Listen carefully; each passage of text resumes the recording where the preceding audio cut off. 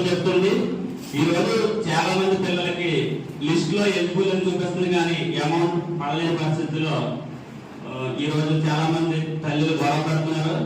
దీని మీద మీరు వివరణ ఇవ్వాలి. అలాగే ఇప్పుడు మేము ప్రైవేట్ పాఠశాలకి వెళ్ళి మేము ఎంక్వైరీ చేస్తున్నాము అని చెప్పడం జరిగింది. ఈ రోజు ప్రైవేట్ పాఠశాలలో ఏదైతే ట్రావెలింగ్ ఉందో పిల్లల్ని ఆటోల్లోని బస్సుల్లోని ఎక్కువ మంది పిల్లల్ని ఎక్కించేసి అవి తీసుకురావడం, ఏదైనా ప్రమాదం జరిగితే చాలా పిల్లలు కాబట్టి చాలా నష్టపోతారు. దీని మీద కూడా మీరు విద్యాశాఖ దృష్టి పెట్టాలని ఈ సందర్భంగా నేను తెలియజేసుకుంటాను. బస్సు ప్రొవైడ్ కొన్ని స్కూళ్ళు బస్సు ప్రొవైడ్ చేశారు, దానికి సంబంధించిన వివరాలు అన్ని కరెక్ట్గా ఉన్నాయి లేదా పర్ఫెక్ట్గా ఉన్నాయి చూస్తున్నామండి. ఇంకా ఆటో విషయంలో వచ్చేటప్పటికి అది బాధ్యత మాదే, కానీ కొంతమంది తల్లిదండ్రులు వాళ్ళు కూడా కొంచెం శ్రద్ధ చూపించాలి సార్. ఎందుకంటే తక్కువ రేటుకి తీసుకెళ్తున్నారని ఎక్కువ మందిని ఆటోలో ప్రొవైడ్ చేస్తున్నారు. అది మేము కొంతవరకు కంట్రోల్ చేస్తాం. ఆ పరిధిలో బట్టి నిన్న మట్టికి నేను ఆటోలో పిల్లలు వెళ్తున్నారు, హైవే ఎక్కుతుందని ఒక ఆటో, పిల్లలు ఏం చేస్తున్నారంటే బ్యాగ్ పడిపోతుంది అని వెనకాల సీట్ మీద కూర్చొని ఇలా ఊమంటున్నారు. నేను తొందరగా ఆటోని క్రాస్ చేసి ఆటో డ్రైవర్ నాపి, బాబు పిల్లలు చూడబోయా పడిపోయేలా ఉన్నారు, తెలియని పిల్లలు, మేము ఆటో ఫోన్ చేస్తున్నాము, ఒకసారి దగ్గర చేసిన అందరూ సరిగ్గా గుర్తున్నారు చూసుకుని వెళ్ళు అని చెప్పాము. వెంటనే ఆటో పక్కకి ఆపి అన్ని సరి చేసాడండి. ఇక ఆటోలో అన్నది కంజెస్టెడ్గా తల్లిదండ్రులు వాళ్ళు కూడా కొంచెం దృష్టి పెట్టాలండి. ఎందుకంటే అమ్మఒడి అన్నది మన చంద్రబాబు నాయుడు గారు కుటుంబంలో ఎంతమంది పిల్లలు ఉంటే అంతమందికి నెంబరు, ఆధార్ కార్డు, తండ్రి పేరు, తల్లి యొక్క ఆధార్ కార్డు నెంబర్ మేము ప్రొవైడ్ చేసి అప్లోడ్ చేసి ఏమో పంచాయతీ వాళ్ళే ఆ పిల్లవాడి యొక్క తల్లి యొక్క అకౌంట్ నెంబరు వాళ్ళు ప్రొవైడ్ చేయాలండి. ఆ లాగిన్ వాళ్ళకి ఇచ్చారండి. విద్యాశాఖలో మళ్ళీ ఎంపీ వాళ్ళకి ఎవరికి ఇవ్వలేదండి, ఇన్స్ట్రక్షన్ ఎవరికి ఇవ్వలేదు. ఓన్లీ ఆధార్ కార్డు, సీల్ నెంబరే మేము ఇన్పుట్ చేయడానికి అధికారం ఉంది. కానీ సచివాలయము, పంచాయతీ వాళ్ళు ఆ పిల్లవాడి యొక్క తల్లి యొక్క బ్యాంక్ నెంబరు వాళ్ళే వాళ్ళ పరిధిలో వాళ్ళే ఇన్పుట్ చేయాలి. అంచేత అయ్యో అటు ఇటు అయినా కానీ కొంచెం ఇదైనా ఇంకోటి అలాగే 4 వీలర్స్ ఉన్నాయనుకోండి ఆపేస్తున్నారు. సపోజ్ ఇన్ కేసు ఏంటంటే ఎవరైనా ఇంటికి ఇస్తున్నారు అనుకోండి, వాళ్ళు ఎక్కువ వాడేసారు అనుకోండి, ఆ యూనిట్లు కూడా వీళ్ళు పడిపోవడం, కొన్ని రకరకాల బ్యాగులతో వచ్చే వ్యాఖ్యలు వచ్చేయడం, అవన్నీ వీళ్ళు చూపిద్దాం. అలాంటి అవకాశాలు ఉన్నాయి. అన్ని తగ్గి చేసామండి. చెప్పండి ఏదో కాకుండా మాకున్న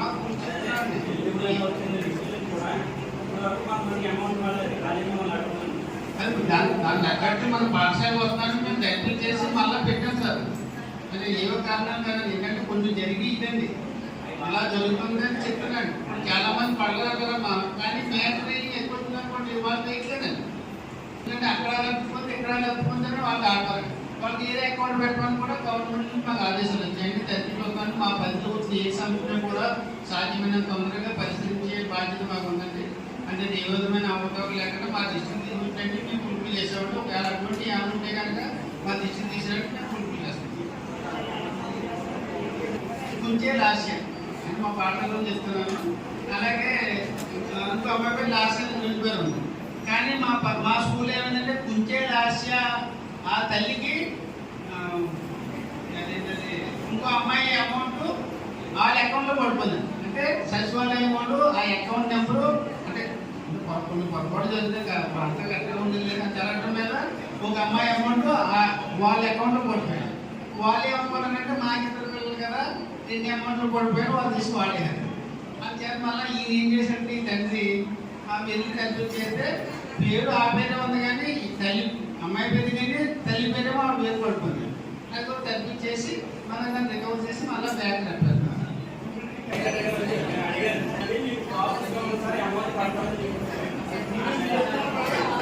అదే సార్ ఒక విషయం సార్, పడలేదన్న విషయానికండి మేము ఓన్లీ ఆధార్ కార్డు చేస్తాం.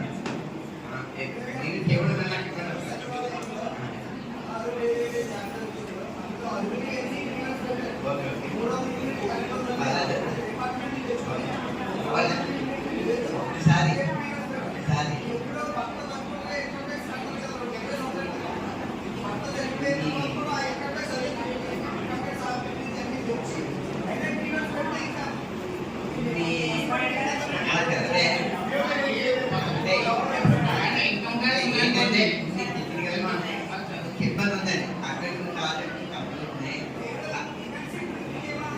జనరల్గా రొటీన్గా అయితే జరుగుతాయండి. కొన్ని టెక్నికల్గా ఇబ్బంది అన్నది కొంచెం ఇబ్బంది పడుతుంది. అటువంటి కొన్ని నాలుగు కూర్చోబెట్టి అంటే తర్వాత మళ్ళీ ప్రభుత్వానికి తెలియజేసి ఏమన్నా వస్తాయేమో అడుగుతామని, లేకపోతే నెక్స్ట్ ఇయర్ పడతాయి. ఇక పోతే ఇన్కమ్ ట్యాక్స్ అనేది ఎప్పుడో వాళ్ళకి బతికి అయిపోయినా కానీ ఆ రికార్డులోకి రావడం వల్ల అది ఆగిపోతుంది సార్. ఇప్పుడు మేము ఎంతో ఏం చేయలేదు సార్. వాళ్ళు ఏంటంటే ఆ ప్రతిదీ కూడా కంప్యూటర్లో అంటే అటువంటి ఏమైనా ఉంటే కనుక మేము నోట్ పెట్టండి, మేము కంప్లైంట్ పెడతాం. అది వాళ్ళు అధికారుల దగ్గర ఇచ్చిన తర్వాత వాళ్ళు స్పందించి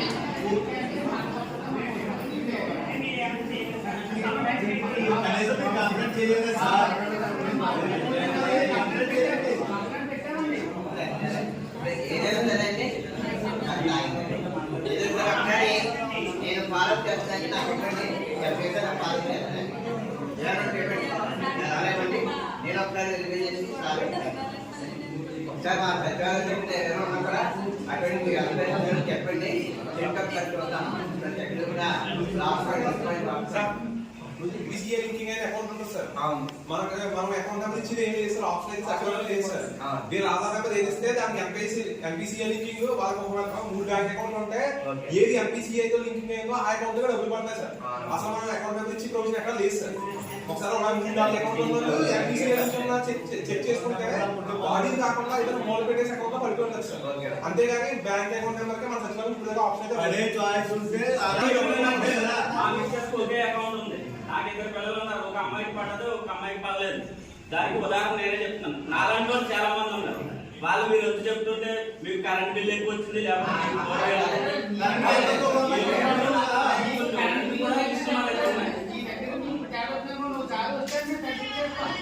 ఏం లేదు సార్. ప్రాసెసింగ్ లో ఉంది, అమౌంట్ పడతాదని చెప్తున్నారు. అక్కడ మీరు ఏమో కారణాలు చెప్తున్నారు. ఎలిజిబుల్ లిస్ట్ కి అమౌంట్ పడతాదా పడదా దానికి వివరణ ఇవ్వడం కావాలంటే ఏం అవసరం అయితే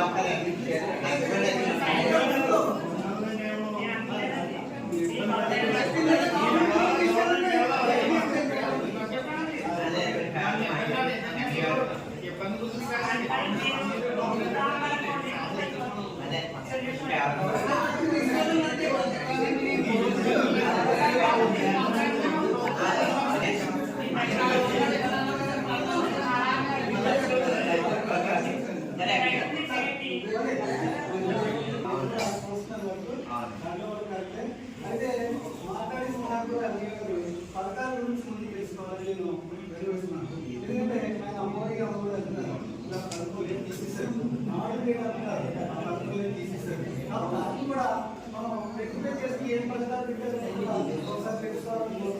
నెక్స్ట్ ఏంటంటే తర్వాత ఏంటంటే ఒక గ్రామం చూసుకున్నట్లయితే మా అనంతరం గ్రామం చూసుకున్నట్లయితే మరి తల్లికోవడం ఆ పథకంలో 770 మంది ఉంటే ఒక 56 మంది మాత్రమే రావడం జరిగింది. ఆ దాన్ని కూడా ఏంటంటే విషయం చూసుకున్నట్లయితే 56 మందిలో ఒక 26 మంది మాత్రం కరెంట్ బిల్లు ఎక్కువ వచ్చేది, నాలెడ్జ్ ఎక్కడ పడుతున్నారని ఇలాంటి కారణాల వల్ల ఆగిపోయింది. ఏ కారణం వల్ల ఆగిపోయిందో కూడా సచివాలయ సిబ్బంది చెప్తున్నారు. అదే ఏమన్నా కరెంట్ బిల్లు కూడా ఆపడినట్లయితే 6 months కి క్యాలిక్యులేట్ చేసి అది ఇచ్చుకున్నట్లయితే మళ్ళీ అప్లోడ్ చేస్తే వాళ్ళకి వస్తుంది అని చెప్పారు. రెండు ఒకే ఇంట్లో 2 మందికి ఒకరికి మాత్రమే పడి ఒకరికి ప్రాసెస్ ఉంది అని చెప్తుంది. అదేంటంటే ఆయన కూడా గమనించాలి. నేను కూడా ఒక సర్వే చేసిందని చెప్తున్నాను. మా ఊర్లో ఒక అమ్మాయి ఉంది, 4 పిల్లలు హై స్కూల్లో చదువుతున్నాడు. అయితే ఒక అమ్మాయికి మాత్రం పడింది, ఒక అబ్బాయికి పడింది. ఏంటో చూసాడు ప్రాసెస్ లో ఉండదు అని చెప్పిన మాట కరెక్ట్. అది ఏంటని అనుకుంటే ఆవిడకి ఎప్పుడో బ్యాంక్ అయిపోతుంది. ఆ బ్యాంక్ అకౌంట్ ఏమో అది డెడ్ అయిపోయింది. అందుకోసం ఆ కారణం వల్ల రాకపోయింది. దాన్ని కూడా రెక్టిఫై చేయడానికి అవకాశం మరి సచివాలయంలో ఉంది. కాబట్టి అది కూడా చేసుకున్నట్లయితే అది క్లియర్ అవుతుంది.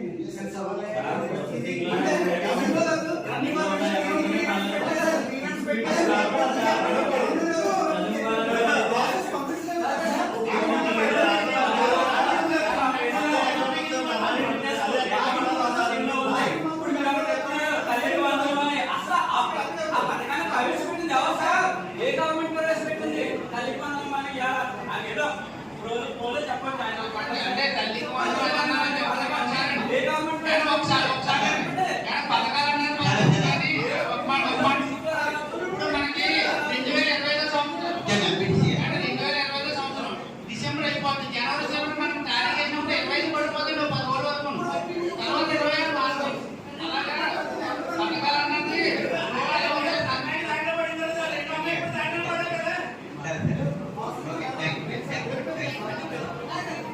థ్యాంక్ యూ అండి. నెక్స్ట్ ఇందులో సుమారు 6 నెలల నుంచి రైతు భరోసా డబ్బులు పడిపోతున్నాయి, రైతు భరోసా డబ్బులు పడిపోతున్నాయి అని మెసేజ్లు పెడుతున్నారు. ఆర్బీఐకి ఎవరైతే ఉన్నారో ఆర్బీఐకి సంబంధించిన వాళ్ళు పెడుతున్నారు. అసలు డబ్బులు ఎప్పుడు పడతాయో మీకు అసలు క్లారిటీ ఉందా? ఎందుకు సార్ ఇలా మెసేజ్లు పెడతారు? 20వ తారీఖున పడిపోతాయి, 10వ తారీఖున పడిపోతాయి అని మెసేజ్లు పెడుతున్నారు. అసలు రైతుల కోసం ఆదుకుంటున్నారా? అసలు మీరు రైతుల కోసం మాట్లాడుతున్నారు. ఇప్పుడు ఏదో అది వచ్చేసింది ఇది వచ్చేసింది అని చెప్తున్నారు. ఇవాళ వర్షం వచ్చేసి మొత్తం మళ్ళీ మునిగిపోయి రైతులు చాలా ఇబ్బంది పడుతున్నారు. రైతు భరోసా పడుతుందని ఎదురు చూస్తున్నారు. పడిపోతుందంటే మన బ్యాంకులు కూడా 20వ తారీఖు వెళ్ళి చెక్ చేయించుకున్నారు. ఏమీ పర్లేదమ్మా అని చెప్తున్నారు. అసలు ఎప్పుడు రైతు భరోసా డబ్బులు పడతాయో క్లారిటీగా చెప్పండి. దీనివల్ల రైతులు చాలా ఇబ్బంది పడుతున్నారు. పిఎం కిసాన్ పథకం అనేది మన మండల గ్రూప్ నేను క్రియేట్ చేయలేదండి. మన రైతు సభ్యులు కూడా ఎవరో పిఎం కిసాన్ పథకం నందు మీకు లబ్ధి పొందాలనుకుంటుంది ఏంటంటే మీకు త్వరలో పడుతుంది. మీకు ఒక సంవత్సర కాలంలో ఒక రైతు కుటుంబానికి 20,000 రూపాయలు పడుతుందండి, జమ అవుతాయి మన పొదుపు ఖాతాలో. కేంద్ర ప్రభుత్వం నుండి ఒక సంవత్సర కాలంలో 6,000 రూపాయలు, రాష్ట్ర ప్రభుత్వం నుండి 14,000 రూపాయలు మనం ఒక రైతు కుటుంబానికి ఇస్తున్నామండి. ఇది త్వరలో మీకు ప్రోగ్రామ్ ఇంకా ప్రారంభం జరగలేదండి. అనవసరం ద్వారా జరిగిన నాటి నుంచి మీకు అమౌంట్ పడుతుంది. ఇంకా మనకి ప్రారంభోత్సవం గొప్పగా పడలేదండి. ఒక నిమిషం.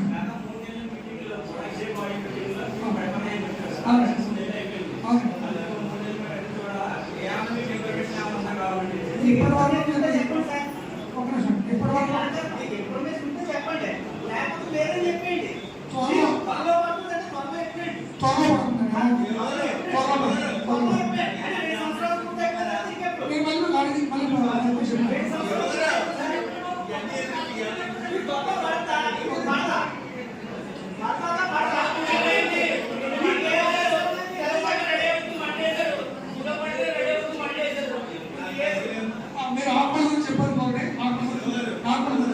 ఎందుకంటే మీరు ప్రస్తుతం చెబుతున్నారు పంటల గురించి ఆల్రెడీ నా నార్మల్ దశలో ఉన్నారు, ఊరుకోగా ఉన్నాయి.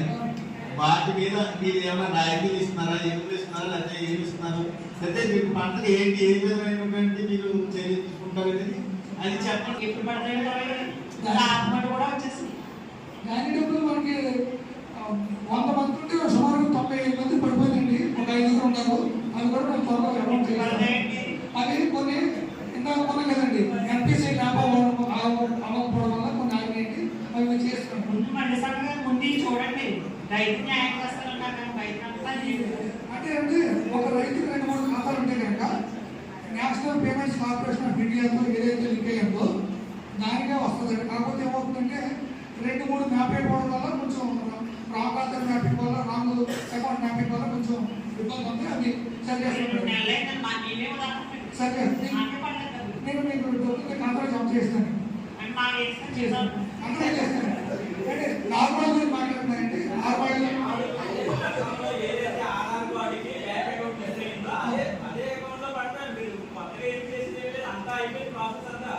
అంటే కొంతమంది రైతులు చేయించుకోలేకపోతున్నారు. కొన్ని జన్ధన్ ఖాతాలు ఉన్నాయి కదండి, అవి 50,000 లిమిట్స్ ఉన్నాయండి. చూడండి ముందు డబ్బు పడి తర్వాత అయ్యోటి కంపల్సరీ చేయమని చెప్పండి. దాని కూడా నా బాధపడ్డారు మనంతా చేస్తున్నాం. ఏంటంటే మన వాళ్ళు ఈ మార్పు చేర్పుల్లో ఈ గ్రామ నమోదు మానేశారు. మానేసిన తర్వాత దాన్ని అమ్ముకోవాలంటే ఈ గ్రామ నమోదు లేకపోతే 1,500-1,400 కొన్నారు. ఏంటి గవర్నమెంట్ కావాలని బయట అమ్ముకోవాలని చెప్పి రైతులు సక్రమైన రేటు వచ్చే విధంగా మాత్రం చర్య తీసుకోండి.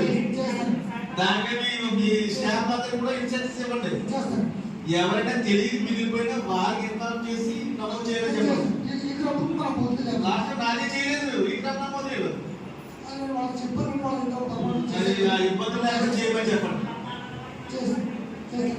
చెప్పండి సార్ మీరు ఏంటి నార్మల్గా చెప్పాలండి. నార్మల్ నుంచి ఏంటంటే మనం విత్తనాలు చల్లిన తర్వాత తిరిగి ఇంటికి చేస్తాం. సంవత్సరం అవుతుంది. చాలా మీటింగ్లో మేము కంప్లైంట్ చేయడం జరిగింది. ట్యాంక్ కట్టాము, పైప్ లైన్ వేసాము, కనీసం ట్యాప్ వేయలేదని. గత మీటింగ్లో ఎంపీపీ గారు, ఎండిఓ గారు మీరు మాకు మాట్లాడడం జరిగింది. మాట ఇచ్చిన ప్రకారంగా లేట్ అయినా పని మొదలు పెట్టారు, సంతోషం, మీకు కృతజ్ఞతలు తెలియజేసుకుంటున్నాను. కానీ మొన్న ట్యాబ్లు వేసినప్పుడు కనీసం సర్పంచ్ గారికి కానీ నాకు కానీ ఎవరికి చెప్పకుండా వచ్చేసి నాయకులు ఏదైతే టీడీపీ నాయకులు ఉన్నారో గౌతమ నాయకులు కొబ్బరికాయలు పట్టుకుని వచ్చేసి అక్కడ గుడి దగ్గర ట్యాప్ ఓపెనింగ్ చేస్తున్నామని కొబ్బరికాయలు పడతామని ఏర్పాటు చేయడం జరిగింది. వెంటనే డిఈ గారికి, ఆర్డబ్ల్యూఎస్ డిఈ గారికి, అలాగే మీకు ఎంపీపీ గారికి కూడా ఫోన్ చేయడం జరిగింది. ఇది కరెక్ట్ కాదు, వాళ్ళ గవర్నమెంటే చేసుకోవడం తప్పులేదు. ప్రజాప్రతినిధిగా రాజ్యాంగబద్ధంగా మాకు ఒక అవకాశం ప్రజలు ఇచ్చారు. మా పదవీ కాలంలో మాకు కంపల్సరీ మాకు తగిన గౌరవం ఇవ్వాలి అని చెప్పి మీకు ఫోన్ చేయడం జరిగింది. సరే, అప్పుడు డిఈ గారు ఫోన్ చేసి ఆఫ్ చేయడం జరిగింది. మళ్ళీ అదే రోజు ప్రెసిడెంట్ గా తీసుకుని ట్యాప్ వేయడం జరిగింది. మీకు ఇదిగో కూడా చూపిస్తున్నాం. సిసి రోడ్, ఒక వెహికల్ వస్తే ఒక వెహికల్ తప్పుకోవడానికి ఉండదు. పెరమెట్లలో పక్కనే కనీసం ఎంత డిస్టెన్స్ లో మీరు ట్యాప్ వేయాలి? 60 మీటర్ డిస్టెన్స్ లో ట్యాప్ వేశారు. ఇది గొయ్యి పెట్టారు. రేపు పొద్దున వెహికల్ వచ్చి ఇంకో పక్కన వెహికల్ రావాలంటే గోతులో పడుతుంది, ప్రమాదాలు జరుగుతాయి. దీనివల్ల ఉపయోగం లేదు. మీరేసి పని శాశ్వతంగా ఉండాలి. ప్రజలకి నీరు నిరంతరం నీరు ఇచ్చే విధంగా ఉండాలి తప్ప కానీ ఇలాగ ప్రెస్టేజ్ గా తీసుకుని ఎవరో నాయకులు చెప్పారని వాళ్ళకి మీరు తలలు వేసుకుంటూ వేయడం అనేది కరెక్ట్ కాదు. అలాగే రెండు పక్కల పైప్ లైన్ ఉంది. మీరేం చెప్పామంటే ఒక పక్క పాత లైన్ వేశారు, కొత్త పక్క వేసింది 70 mm ఎంతో చిన్న లైన్ వేశారు. దాన్ని చూడడానికి ట్యాప్ వేస్తే పోస్ట్ రాదు.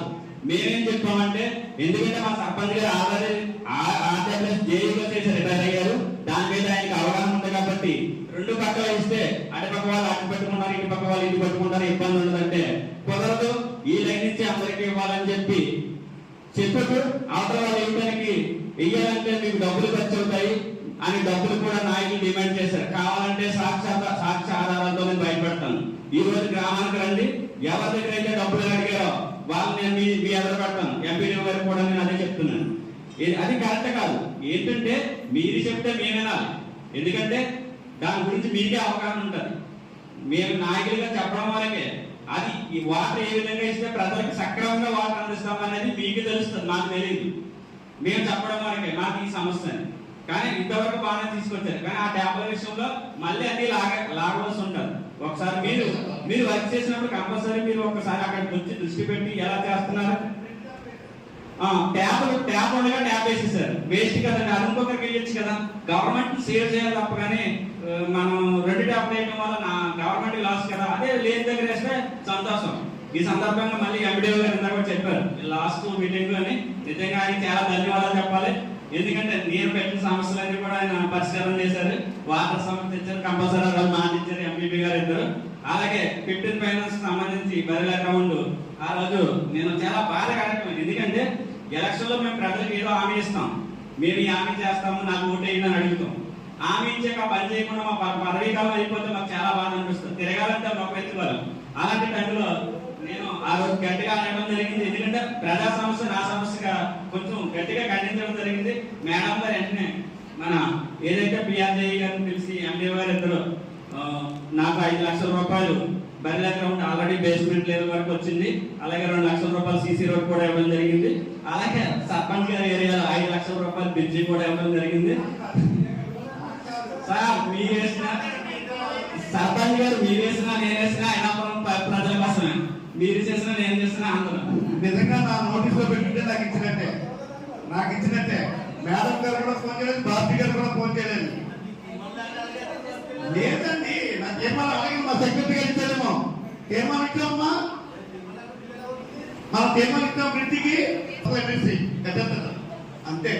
సార్ రెండు ట్యాప్లు ఎందుకు చెప్పామంటే కూడా నేను జే గారికి కూడా చెప్పాను, ఏదైనా వేస్టేజ్ అవుతుంది, యూటిలైజ్ చేయాలా, ఉపయోగపడాలి ప్రజలకి.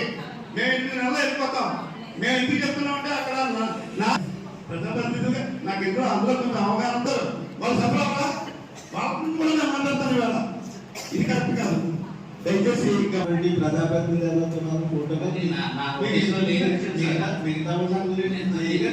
చేయాలి కదా. నాకు ఇన్ఫర్మేషన్ లేదు సార్. అదే మీకు లేకుండా ఎలా చేసేస్తారు సార్? వాళ్ళు ఏది అరేంజ్ చేసేస్తున్నారంటే తర్వాత గొడవ చేస్తున్నారు, ఎంక్వైరీ చేస్తే ఇలా జరుగుతుంది. ఉన్న లోకల్ ప్రజాప్రతినిధికి ఇన్ఫార్మ్ చేసిన తర్వాత అవును సార్. మీరు చేయాలి. అది కాక మీరు ఆ బాధ్యత మీది. ఆ నోటీసులకు వస్తే ముందు మీ అందరికీ ఇన్ఫార్మ్ చేయాలి కదా. ముందు మనం ఏమంటే అవును సార్. అనాథంలో నిజంగా ఆయన స్కీమ్ మేము వైఎస్ఆర్ అయినా ట్యాంక్ ఉంది. ఈ ఎమ్మెల్యేలు వస్తున్నారు. దాని మీరు మొత్తం అందరికీ ఇన్ఫార్మ్ చేశాను కదా సార్. తర్వాత 2 ట్యాబ్ల విషయం మాత్రం అంటే కొత్త ట్యాబ్ నుంచి పాత తీయించేస్తానండి. తర్వాత నేను వాళ్ళకి క్లియర్గా చెప్పాను, పాత లైన్ మీద పాత లైన్ కూడా ట్యాబ్ లేదు, 2 వాళ్ళకి ఇబ్బంది లేదు, మొత్తం 2 లైన్లు కల్పించాం కాబట్టి వాటర్ వస్తుంది, ఇబ్బంది లేదని చెప్పాను. మీరు అనుకునే విధంగా ఆ ట్యాబ్ రిమూవ్ చేసి పాత లైన్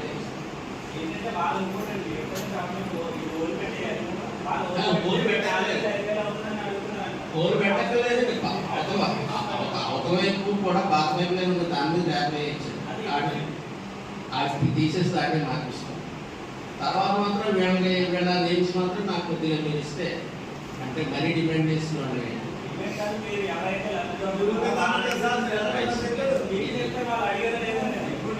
సర్పంచ్ గారు అన్నారంటే సర్పంచ్ గారి చేత అందుకే చెప్పించాను. అలాగే ఎవరికి పే చేయాలి లేదు.